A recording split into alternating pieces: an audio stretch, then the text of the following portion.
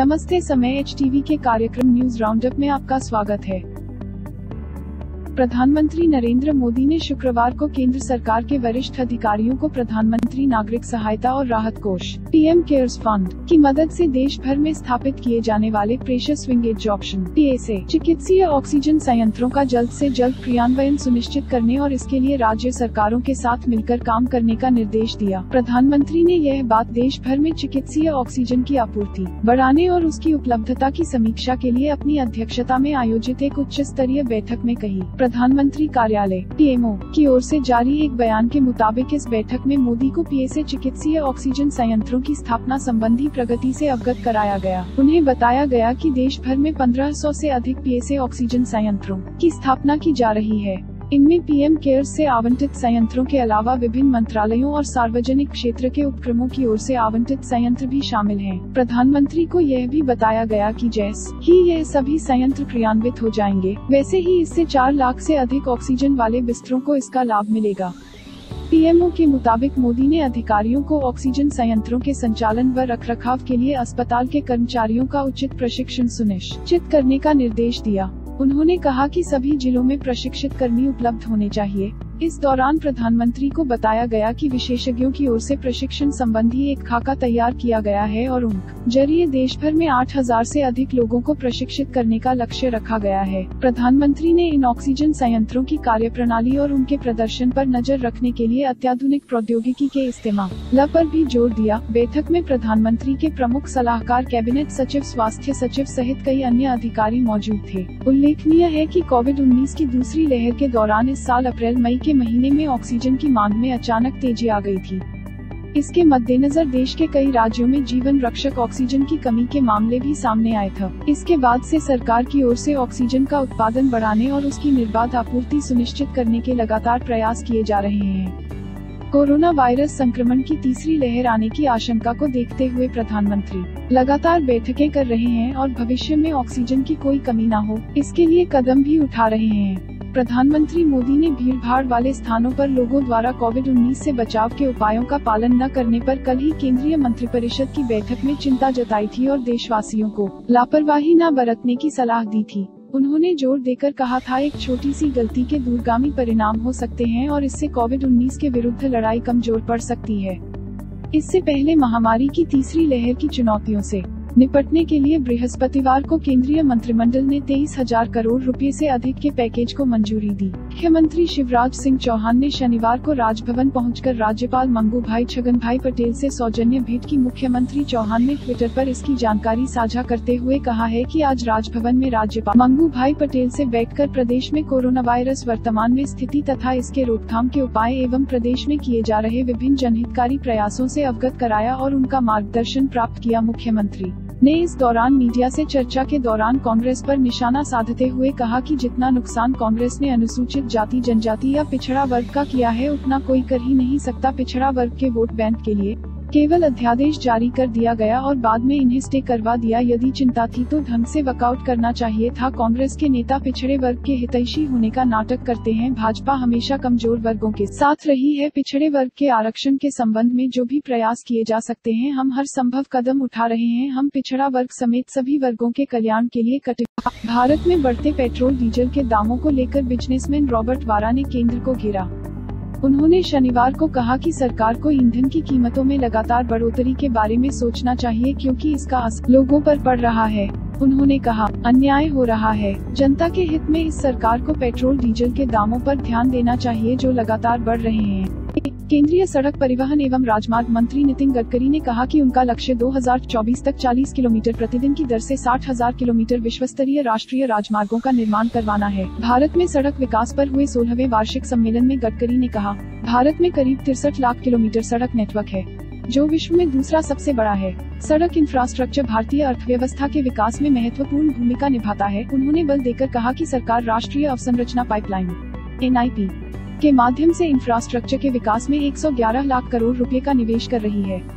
सरकार ने वर्ष दर वर्ष इंफ्रास्ट्रक्चर के पूंजी व्यय कैपेक्स को 34% बढ़ाकर 5.54 लाख करोड़ रुपए कर दिया है। नागपुर निर्वाचन क्षेत्र से लोकसभा के लिए चुने गए गडकरी 26 मई 2014 से सड़क परिवहन और राजमार्ग मंत्रालय का नेतृत्व कर रहे हैं। जब प्रधानमंत्री नरेंद्र मोदी ने अपना पहला कार्यकाल शुरू किया था, उन्होंने जहाजरानी मंत्री और सूक्ष्म, लघु और मध्यम उद्यम मंत्री के रूप में भी काम किया है।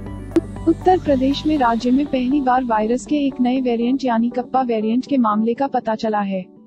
उत्तर प्रदेश के गोरखपुर जिले के एक 66 वर्षीय व्यक्ति ने अपनी जान गंवा दी, जो कथित तौर पर नए कोविड-19 कप्पा वेरिएंट के लिए पॉजिटिव पाया गया था। 13 जून को जीनोम अनुक्रमण लैब में नए वेरिएंट कप्पा का पता चला था और सैंपल नई दिल्ली में CSIR के जीनोमिक्स और एकीकृत जीव विज्ञान संस्थान को भेजा गया था। सबसे पहले भारत में कप्पा वेरिएंट का पता चला था और 30,000 के करीब संचयी नमूनों में से 3,500 से अधिक भारत द्वारा GISAID पहल को प्रस्तुत किए गए हैं, जो कोरोना के विभिन्न वेरिएंट का एक पूरा डेटाबेस रखता है।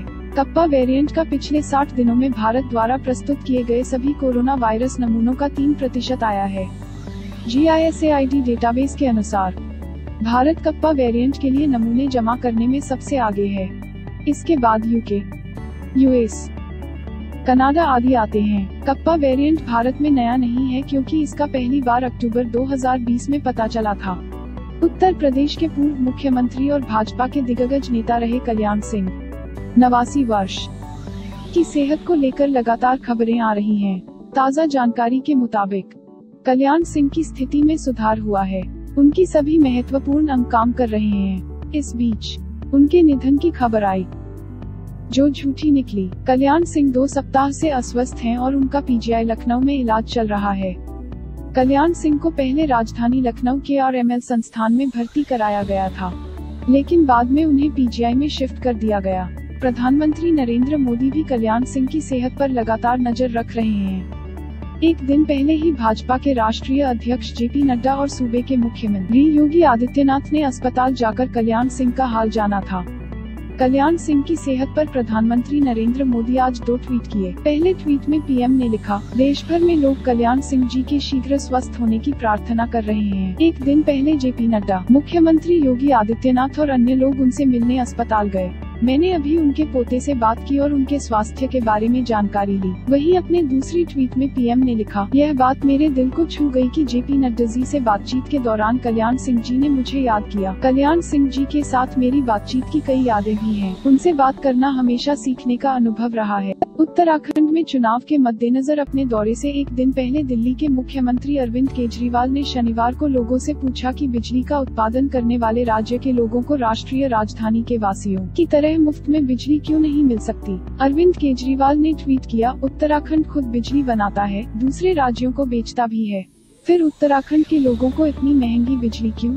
दिल्ली अपनी बिजली नहीं बनाता, दूसरे राज्यों से खरीदता है, फिर भी दिल्ली में बिजली फ्री है। क्या उत्तराखंड वासियों को फ्री बिजली नहीं मिलनी चाहिए? कल देहरादून में मिलते हैं। बता दें कि आम आदमी पार्टी के राष्ट्रीय संयोजक और दिल्ली के CM अरविंद केजरीवाल रविवार को देहरादून के दौरे पर जाएंगे। आपने उत्तराखंड में अगले साल होने वाले विधानसभा चुनाव लड़ने का फैसला किया है। केजरीवाल को जवाब देते हुए उत्तराखंड के मुख्यमंत्री पुष्कर सिंह धामी ने कहा कि उनके पास चुनाव के लिए एजेंडा हो सकता है, लेकिन हमारा एजेंडा राज्य के लोगों के लिए सबसे अच्छा काम करना है। हम चुनाव के लिए काम नहीं कर रहे हैं, विकास ही हमारे सामने चुनौती है। असम के मुख्यमंत्री हिमंत बिस्वा शर्मा ने कहा कि राज्य की संवैधानिक सीमा को अतिक्रमणकारियों से बचाने के लिए राज्य के पुलिस कर्मियों को तैनात किया गया है। असम, नागालैंड और असम मिजोरम दोनों सीमाओं पर कुछ तनाव चल रहा है। हमारी संवैधानिक सीमा की सुरक्षा के लिए असम पुलिस को तैनात किया गया है। पूर्वोत्तर का प्रवेश द्वार होने के नाते हम हमेशा चर्चा के लिए खुले हैं, लेकिन अपनी जमीन पर अतिक्रमण नहीं करते हैं। मिजोरम ने असम पर कोलासिब जिले में उसकी जमीन का अतिक्रमण करने का आरोप लगाया और इसी के साथ दोनों पूर्वोत्तर राज्यों के बीच सीमा संबंधी विवाद और बढ़ गया।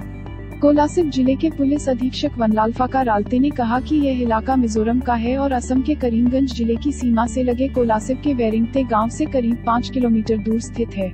इस इलाके को स्थानीय स्तर पर एतलांग घनार एतलांग नदी का स्रोत के रूप में जाना जाता है। राल्ते ने कहा कि वेरिंगते के निवासी इस इलाके में खेती करते हैं और उनका दावा है कि यह इलाका पुरातन समय से मिजोरम का हिस्सा है। हमारे चैनल को जरूर लाइक, सब्सक्राइब और शेयर कीजिएगा। धन्यवाद।